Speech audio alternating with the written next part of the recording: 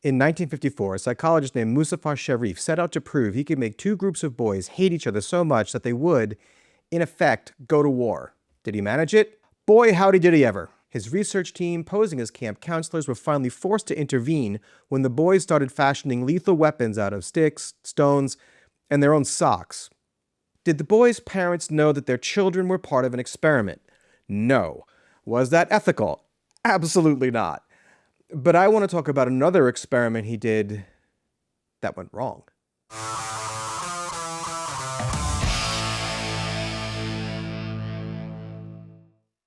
Before we jump into discussing Sherif's experiments, I want to talk a little bit about his life, because that might help you make sense of all the other weirdness that I'm going to talk about after that.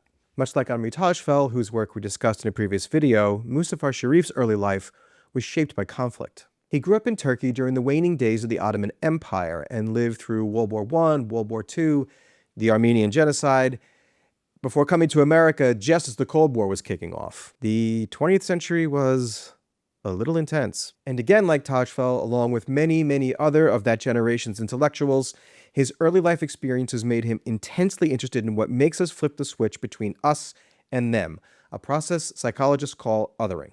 This was the focus of a lot of research during the post-war period, for obvious reasons. Everyone was trying to figure out what had just led to such a destructive conflict, and everyone was hoping to head off a fresh conflict between the United States and the USSR. And in a final similarity with Tajfel, Sherif chose to use children, specifically young boys, as his research subjects. A curious quirk of psychological research during the 1940s and 50s was this idea that children, specifically children around the age of 10 or 11, were ideal research subjects. For one thing, they were considered to be easier to deceive, so it was thought that their reactions to external stimuli would be more raw and spontaneous and honest. And they were old enough to have some social skills, but not so old that teenage rebelliousness had set in. We now know that this was, well, wrong. A developing mind doesn't react to stimuli in the same way that a fully developed mind does, and children, being dependent on their parents and still learning how to navigate their way through the world, are actually quite vulnerable to social group expectations and cultural influences, so their reactions aren't quite as raw and spontaneous and honest as was once believed. And as for children being easier to deceive, we're going to get to that. This brings us to another quirk of psychological research from the 1940s and 1950s, the idea that summer camps were the ideal research environment. According to author Gina Perry, researchers yearned for easy access to child subjects free from contaminants, by which they meant parents and school and church and all that nasty stuff. Summer camps were literally just what the doctor ordered. As pioneering child psychologist Mary Northway wrote in 1940, the summer camp offers an ideal field for research for the social psychologist. It is an isolated, constant, temporary group, as far removed from the ordinary roads of social intercourse as a South Sea island. While camp lasts, it is an isolated community, and may be considered a society in miniature. That might sound a bit sinister and clinical, but summer camps have always been something of an experiment.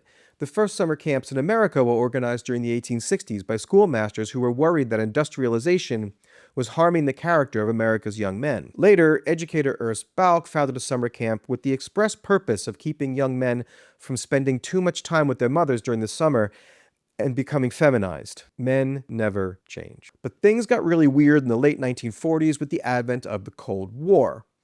Paranoia about Soviet psychological warfare and propaganda was everywhere, and Western governments, particularly America, decided that the best way to fight back was with propaganda and psychological warfare of their own.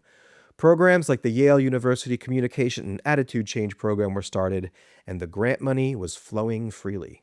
One recipient of that grant money was Muzafer Sherif, who, armed with a $35,000 grant from the Rockefeller Foundation, that's over $430,000 in today's money, was about to set out to prove that he could demonstrate what makes friends turn on each other and go to war, and what it takes to bring them together again. Sherif is best known for the Robbers Cave experiment, named after the camp where it took place. In that experiment, Sherif was able to engineer violent conflict between two groups of carefully selected young boys by manipulating resources available to the two groups, allowing rumors to spread about offenses allegedly committed by the other group, and arranging winner-take-all athletic competitions between the groups. When disagreements naturally broke out between the two groups, Sherif and his team would egg them on rather than try to lower the temperature.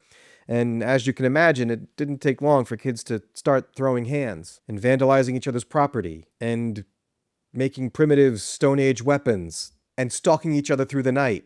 It's common to hear Robbers Cave described as a real-life Lord of the Flies, but the experiment took place before that book came out, and Lord of the Flies was based on William Golding's own experiments on young boys. But wait, you say, William Golding wasn't a psychologist. What business did he have doing experiments on young boys? That's a story for another video. But for Sherif, getting the kids to fight wasn't the whole point of the experiment. The point was to show that two groups of enemies could still unite when faced with a common crisis. In one instance, the camp's water supply was cut off, supposedly by vandals, and the boys had to work together to clear away the rocks and debris blocking it. In another, the boys had to work together to free a food delivery truck that had become stuck in a ravine. Thankfully, the boys were able to come together and resolve these crises, and no one's head wound up on a stick. Despite the frankly shocking ethical lapses surrounding the Robbers Cave experiment, it's become a mainstay of psychological textbooks, and Sherif's findings have been used to explain a broad range of intergroup conflicts, ranging from the 1994 Rwandan genocide to the Russia-Ukraine war to relations between Bernie Sanders and Hillary Clinton supporters. But Robbers Cave wasn't his first go at getting kids to fight for science. A year previous, he took another stab at it at a camp in Middle Grove, New York. And while this experiment is disturbing in its own way, I personally find it strangely inspirational. Again, he took two groups of carefully selected boys whose parents thought they were participating in a Yale University leadership study to an isolated, hastily renovated summer camp. For this experiment, Sherif wanted to demonstrate not only how and why two rival groups could be made to turn on each other, but also how and why friends could be made to turn on each other. At Robbers Cave, the two groups of boys were separated right from the beginning. At Middle Grove, the boys were kept together at first. Sherif and his team observed which boys naturally became friends, and then they split the groups, making a point of separating the boys who had become friends. After that, the plan was to engineer conflict between the two groups of separated friends before setting the camp on fire. Yeah, you heard that right. To see if the two groups could reunite and work together, Sherif planned to start a forest fire, and the two groups would have to collaborate in order to save their camp. Being separated from their friends struck the boys as odd and ultimately might have led to the final unraveling of the experiment. The boys were already uneasy, as the behavior of the camp counselors was noticeably strange to them upon arrival. For example, one counselor seemed so distracted during archery practice that a camper almost got shot with an arrow. They wouldn't intervene during incidents of bullying, preferring to let the incident play out and observing how it impacted the dynamics of the group. This is probably because none of them were in fact camp counselors, but rather Sherif's research assistants. And while they may have been very bright and talented social psychologists, they really had no business running a summer camp. And for one thing, they had only received about 4 days of training and were relying on a 25-page handbook on how to be a good camp counselor. To their credit, they seem to have been decent guys, and they genuinely struggled with being detached observers of the boys' behavior while being responsible for their health and well-being. The counselor's obvious distraction had a major impact on the boys. Homesickness was rampant. There were incidents of bedwetting. One kid tried to run away. As one camper said years later, I probably sensed that we couldn't rely on these guys. We kept waiting for the counselors to react, to do something. To a kid like me, who liked rules and was always out to please, it was a pretty uncomfortable situation. Much like neglected children who act out to get their parents' attention, the campers' behavior became a little extreme. They formed a cussing club whose first rule was to cuss as often and as creatively as possible, and they even started playing strip poker. I can't help but wonder if we're not all feeling something similar right now, and all the anxiety and aggressive behavior that we're seeing in society is because we all sense on some level that we can't rely on the people and institutions that are supposed to be looking out for us. But let's get back to the story. By now you're probably wondering why I find this story so inspirational. Here's why.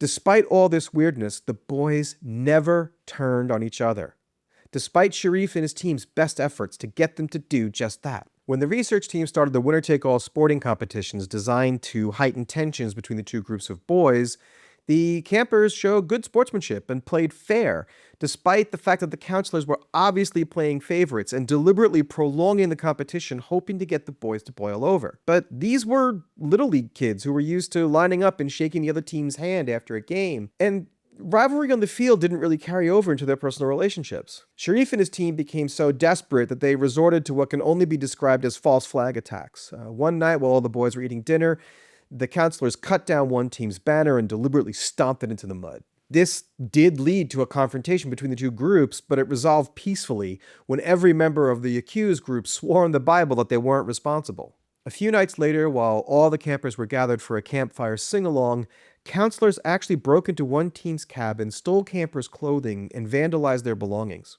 But even this wasn't enough to get the campers to start fighting. The other team pointed out, quite logically, that they couldn't have been responsible because they were all at the campfire with the other team. And this is just two of the increasingly frantic provocations Sherif and his team attempted. See, what had happened was the boys had figured out that the purpose of a system is what it does. They realized that if the counselors were letting the boys run amok and trying to get them to hurt each other, it was because the counselors wanted the boys to run amok and hurt each other. They figured out that when the game is rigged, your only way forward is to rely on each other. That's not bad for a bunch of 10 and 11-year-olds. Which brings me to a kid named Harold McDonough. I love this kid. I think this kid is a big damn hero. It's the hero Gotham deserves, but not the one it needs right now. Harold was, well, a little nerd. He was the kind of kid who was always reading Popular Mechanics and building his own transistor radios. And Harold figured out almost from the beginning what these guys were up to. Right away, Harold noticed microphones in the rafters of the mess hall, and when he asked a counselor what they were for, he was told it was so the campers could hear when the counselors made announcements. Harold calmly pointed out that those were microphones, not loudspeakers, so what the counselor was saying couldn't possibly be true. The counselor quickly hurried off. Harold made no bones about chastising the counselors when he felt they should be taking a more active role in actually running the camp. And when the boys were separated from their friends, he actually asked the counselor, "You're doing this to study how we react, aren't you?" Finally, he had enough. On the day of a long hike that he didn't particularly feel like going on, he faked illness. As soon as he got to the infirmary, he told the team, "Look, I'm not sick. I'm faking it. But I don't want to be here anymore. And if you don't let me go home, I'm going to tell everyone else what you're up to and wreck the camp." They let Harold go home. But the camp eventually wound up wrecking itself. By the end, the boys had lost all faith in Sherif and his team and refused to participate in boxing matches that the counselors wanted to set up because by this point the boys knew that the counselors just wanted them to fight. The last straw came when one of the boys got their hands on one of the researchers' notes. Summer drew to a close, and Sherif thankfully never got to the final stage of his experiment when he was going to set the place on fire. But while the boys knew the counselors were trying to get them to fight, they never really knew why. Sherif wrote the whole thing off as a failure and never properly debriefed the boys. None of them even knew they were part of an experiment until almost 60 years later when they were contacted by author Gina Perry, whose book The Lost Boys is my primary source for this video. Sherif barely mentioned Middle Grove when he published his findings after the more successful Robbers Cave experiment. There were members of his team who felt this was a missed opportunity. One of them, Herb Kelman, who went on to become an internationally recognized pioneer in peace research, wanted to study why they were unable to get the boys to fight. These were 10 and 11-year-old kids who realized they were being manipulated by highly educated adults. And they pushed back. When they were told to hate another group of people, they asked why. When they were told lies about another group of people, they asked why. And when the answers they got didn't make any sense, they resisted. Because when the answers stopped making sense, that's when it's time to look for the microphones in the rafters. That's when it's time to pay attention. That's when it's time to be Harold. And even if we don't understand why those kids did what they did, that doesn't mean that we can't do it ourselves. And as grown-ass adults, it's the very least we can do, given the absolutely desperate state of our AI slop-infested media ecosystem. It's time for all of us to be Harold. And if you can't be Harold yourself, look for the Harolds who are already out there asking the right questions. Links to all the sources and elements used to create this video are pinned in the first comment, and as always, thanks for watching.